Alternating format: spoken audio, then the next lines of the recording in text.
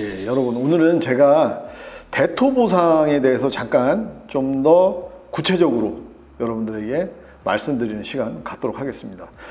여러분 무엇보다 끝까지 시청해 주시면 감사하겠습니다. 아주 중요한 내용이 많습니다. 근데 먼저 그냥 아주 단순하게 제가 좀 얘기를 할게요. 혹시 리츠라고 들어본 적 있어요? 부동산 리츠? 그러면 주식은 들어봤나요, 얘기? 네. ETF 들어봤어요? 네. 펀드 들어봤어요? 네. 들어봤죠. 근데 리츠는 못 들어봤죠. 네. 처음으로. 똑같다고 생각하면 돼요. 그게 뭐냐 얘기를 해드릴게요. 근데 저는 이거를 얘기하면서 아마 여러분들 아시는 분들은 아실 거예요. 정확하게 영어 용어로는 REITs, 콤마 S예요. 근데 이제 그걸 제가 좀 해석해 드릴게요. RE는 부동산을 얘기하는 거예요. 인버스트먼트는 투자, 트러스트는 신탁. 그러니까 부동산 투자 신탁을 리츠라고 하는 거예요. 리츠. 이게 무슨 뜻이냐? 국가에서 하는 겁니다. 이게 국가에서 하는 건데, 예를 들어서 부동산 리츠 같은 경우는 토지 보상 시장에 돈이 넘치잖아요. 그렇죠? 근데 보상을 해주려면 돈이 들어가잖아요. 그러니까 땅으로 주겠다 이거예요. 그러면 이제 뭐 혜택을 많이 줘요. 뭐 세금도 깎아주고 뭐도 해주고 하겠다 이런 얘기를 하는 거예요. 그런데 보통 재개발이나 이 택지지구에서 그 땅 받으려면 얼마 정도 걸릴까요? 그러니까 다 때려 부시고 내 땅 받을 때까지 얼마 걸려요? 그치, 최소 5년 이상 걸려요. 5년, 10년 이상 걸려요. 그러면 내 땅이랑 건물 다 없어지면서 내가 그동안 돈 있어 없어? 유동성이 없다는 거예요. 현찰이 없다는 거예요. 그러면 땅으로 준다는 거지 건물 지어 준다는 거 아니잖아요. 추정가가 뭐냐면 내 땅 뺏기고 저 상업지 땅 받고 싶거든요. 그래서 1000평인데 100평 받을 수 있는데 문제는 5년, 10년 기다려야 되는데 거기다가 건물 지어서 거지 되는 사람 많습니다. 땅값이 중요한 게 아니라 건물을 올리는데 분양이 돼야 될 거 아니에요. 그리고 건물은 그냥 짓습니까? 이해되시죠? 대토라는 게 상당한 시간과 위험수를 갖고 있는 부분이 많아요. 누군가 들어와야 돈이 되니까. 그래서 국가에서 만든 게 있어요. 리츠. ETF라는 거, 이 펀드 같은 것들이 뭐냐면 우리가 말하는 그 밀키트? 방산 주식들 모아가지고 밀키트 해놓고, 아니 부대찌개 끓여야 되는데 햄 하나 사고 뭐 사고 했더니 우리 둘이 먹는데 부대찌개 2만 원이면 식당 가면 먹는데 우리 샀더니 한 4만 원 나오는 거야. 답이 안 나오잖아요. 그렇죠? 그걸 ETF라고 하는 거예요. 간단하게 얘기하자면 요즘에. 그렇다면 이 리츠는 뭐냐 하면 똑같아요. 돈 모으는 거는. 야, 땅 있는 사람들 모아봐.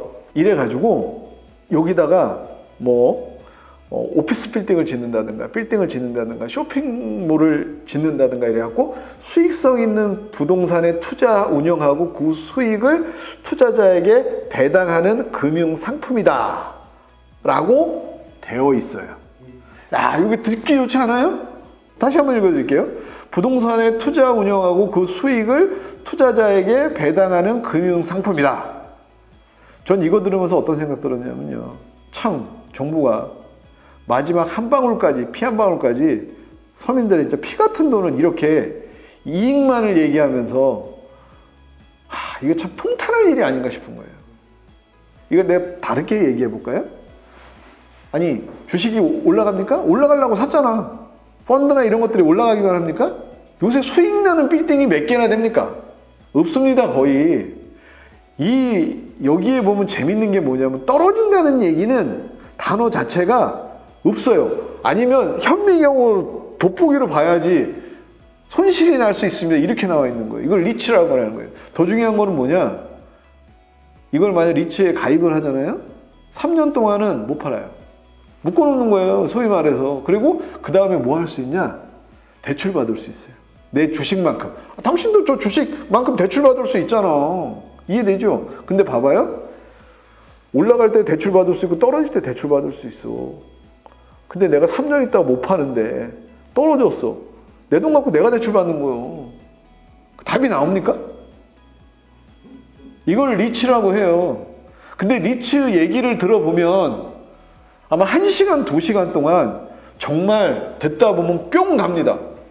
왜? 정부에서 시행하는 아주 성공적인 거에서 뭐 몇백 프로의 이자를 한다. 저는 시청자 여러분들한테 그 말씀 드리고 싶어요. 잘 된다는 얘기는 거기 가서 들으시고요. 저는 위험한 얘기만 해드릴게요. 예, 그게 맞는 것 같아요. 그리고 또 하나 말씀드리면 대토보상권은 계약일로부터 소유권 이전 등기일까지 전매가 금지된다. 이를 우회하기 위해 대토보상 리츠를 통한 간접 현금화 시도나 컨설팅 업체의 불법 전매 행위가 있다. 이게 무슨 내용이냐면요. 아까 내가 얘기했죠. 내가 받을 땅이나 이거를 리츠에다가 주식으로 해가지고 3년 후에 배당이익이나 이런 걸 받는다고 했잖아요. 근데 여기 이제 컨설팅 업체들이 끼어들어요. 뭐라고 끼어드냐면요. 당신 10억 받을 거 있잖아. 그치? 모여. 이렇게 대토 받을 사람들. 그리고 내가 110% 줄게 이래요. 110%. 당신이 10억 받을 건데 대출해갖고 110% 준다는 거예요. 예? 그러면 내가 여기다 써놓은 게 있어요. 주의사항. 내가 받을 토지 보상금이 10억이라면 이들은 11억 대출을 받아서 주고 이익이 나면 이익까지 나눠준다고 홍보하지만 우리는 여러분의 업무를 대행해주는 업무 대행사라는 말을 많이 한다고, 이 사람들이. 그러면서 이 대출은 결국 여러분의 돈이고 11억 또한 여러분의 돈입니다. 라고 얘기를 하는 거예요. 그런데 만약에 분양 지연이나 사업 실패가 나오잖아요. 그러면 대토는 고사하고 하루아침에 신용불량자가 될 수 있어요. 토지주들이. 그리고 행여 이익이 나잖아요. 그러면 당신 돈 받아가지 않았냐. 어? 사업이익은 우리 업무대행사가 다 했다 이거예요. 그러면서 그 사람들 뱃속으로 들어가는 거예요. 그러니까 주의와 당부와 조심을 해야 된다고 말씀을 드리는 거예요. 대토 뭔지 아시겠죠? 내가 그러면 이제 여기 써있는 내용을 조금 말씀을 드릴게요. 2007년도에 토지보상법 개정 시에 도입이 되었고요. 보통 대토 신청은 협의기간 중 보통 30일 안에 처음 협의기간이 있는데 그때쯤 같이 신청하면 된다고 보시면 될 것 같아요. 그리고 내가 원하는 특정 필지에 있는 것들은 내가 요구할 수 없어요. 요구할 수 없고 이제 뭐 우선순위라든가 추첨을 통해서 할 수 있다라고 보시면 되고요. 또 공급 가격에 대해서는 최초 공급 가격이 있는데 이렇게 보시면 돼요. 왜 지금 분담금 때문에 난리가 나냐 하면요. 상업지를 1,000만 원 주고 1,000만 원이라고 했어요. LH가 내 땅 보상금 200만 원 받았는데 그런데 감정평가 그 상업지가 1,000만 원이거든요. 그래서 1,000만 원에 이렇게 팔기 시작했어. A블록, B블록, C블록을. 근데 B블록, C블록을 팔았는데 여기는 1,500이 되고 여기는 1,700이 돼요. 그럼 내 땅을 얼마에 파는 줄 아세요? 그 상업지가 얼마가 되는 줄 아세요? 아까 1,000만 원에 판다 그랬죠? 1,600만 원에 사가라고 하는 거예요. 평균값이. 그래서 그거를 내가 생각하는 추정금하고 나중에 금액이 너무 큰 거예요. 그래서 나오는 얘기가 뭐냐? 120%로 하자 이거예요. 나온 금액이. 예. 1,000만 원이면 1,200만 원만 받자 이거예요. 이건 언제? 대토 잘 나갔을 때. 아시죠? 부동산 경기 좋을 때. 지금은 그런 데가 없습니다. 예. 예전에는 아파트값 올리고 상가 올려도 니도 내도 머리 박 터지면서 대기업들이 갖고 갔잖아요. 10억짜리 20억에 갖고 갔고 100억짜리 200억에 갖고 갔잖아요. 그때는 그냥 서로 돈 된다고 싸우면서 했어요. 지금은 그런 데 없습니다. 그러니까 이게 웃긴 거예요. 이게 봐봐요. 우리가 하도급 줄 때 최저가 입찰하고 뭐 물건 살 때 최고가 하잖아요. 국가가 장사를 하는 거지 뭐야 이게. 정부기관은 돈 남기는 데가 아니에요. 그래서 추가 분담금이 늘어날 수 있거나 또는 땅이 줄어들 수도 있다는 거를 참고하라 이거예요. 그러니까 대토는 위치나 면적이나 공급 시기의 불확성 실이 주요 단점으로 지적돼요. 보면 언제 공급될지, 면적이 어떻게 될지, 위치가 어떻게 될지. 맞잖아요. 누구나 좋은 위치를 원하는데 그리고 땅이 크면 뭉뚱그려 갖고 준단 말이에요. 그러면 오히려 서로 이해관계가 다른 사람들끼리 있으면 더 어려워질 수도 있는 부분이 있거든요. 대토보상에 그러면 여러분들에게 안 좋은 얘기 했으니까 잠깐의 좋은 얘기를 해드리자면 뭐 세제 혜택, 양도세 감면, 과세 이연. 그런데 토지 소유권 이전 등기 시점까지는 양도소득세를 늦게 내거나 할 수 있다라는 장점이 있는 거예요. 세금 부담을 줄일 수 있다는. 그런데 이제 리츠 같은 경우는요, 정부는 들어가고 나서는 주식에 대해서도 3년간 전매를 금지했어요. 하고 지금 예를 들어서 대토 같은 경우 보면 공급 가격이 처음에는 뭐 70%였다 200%까지 상승한 사례가 있어요. 보면 700만 원이었다가 2천만 원 됐다는 거예요. 그래서 자금 부족으로 대토를 포기하고 현금 보상으로 전환하는 경우가 있는 거예요. 이런 경우는 어떻게 되는 줄 아세요? 최초 협의받은 금액 있죠. 거기서 뭐 1%인가 2% 정도의 이자를 주고 끝나는 거예요. 그냥 손해인 거예요, 손해. 돈 대신 땅으로 받는다.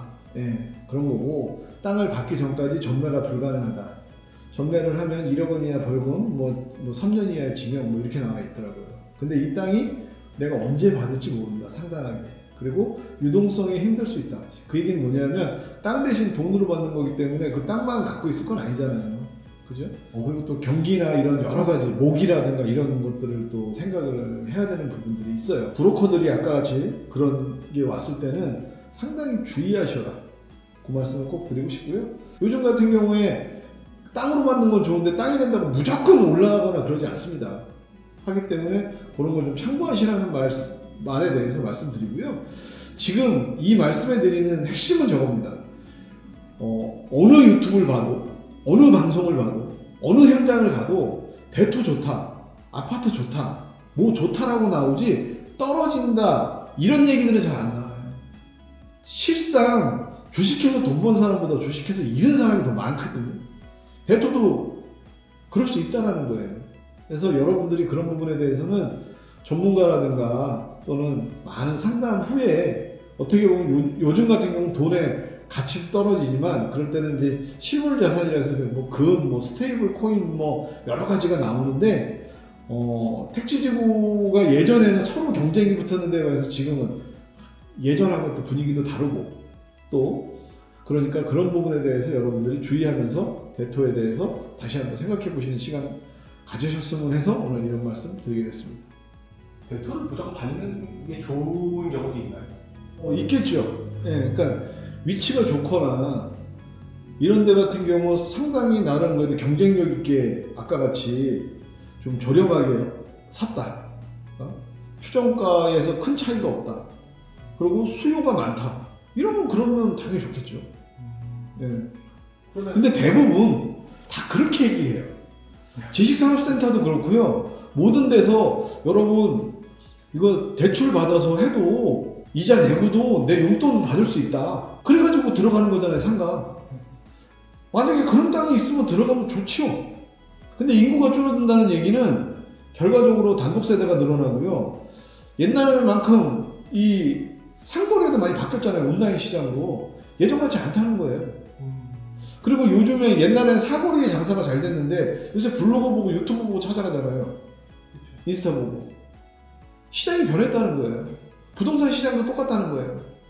예, 그 부분을 생각하시고 판단하셨으면 좋겠다는 말씀 드리고 싶어요. 그 표지보상을 나가실 때 네. 그렇게 말씀하신 경우 있나요? 돈 말고 대출을 받지 않아요? 위치가 좋으면 받으시라고 하죠. 예, 뭐 자본도 어느 정도 형성돼 있으시고, 뭐 자제분들도 괜찮고, 뭐 여러 가지 재정적으로도 가능하시면 그렇게 얘기도 하죠. 누가 그런 얘기 하잖아요. 세상에서 가장 멍청한 거는 은행에다가 돈 박아놓고 있는 사람이라고. 지금 은행은 뭐 2% 3% 준다는데 그거는요 마이너스인 거예요. 예? 인플레이션보다 보세요. 내년에 빵이 110원, 지금 100원 하던 게 110원, 120원 하는데 올라가는 게 102원이래. 이게 마이너스 아닙니까? 이해되시죠? 은행에다 넣는 건 잘못된 거예요. 그러면 왜 그 사람들이 부동산에다 넣냐? 돈을 굴려본 적이 없고 경제적 지식이 없으니까 그냥 그걸 하는 거예요. 그러니까 우리는 돈에 대해서 이중적이잖아요. 야, 돈 욕심 내지 말아라. 사람이 뭐 돈 있으면 뭐 돈에 너무 그럼 추해진다? 아니, 우리가 돈 없으면 못 사는 것도 맞잖아요. 그러니까 못 사는 건 아니지만 살기가 힘들어지죠. 예. 근데 그런 데에 대해서 경제교육을 많이 시키지 않았잖아요. 오로지 뭐다? 부동산이다. 부모 세대들은. 그렇다고 해서 요즘 직장 다니시는 분들이 돈을 벌어 과연 그 집을 살 수 있을까요? 안 되는 거예요.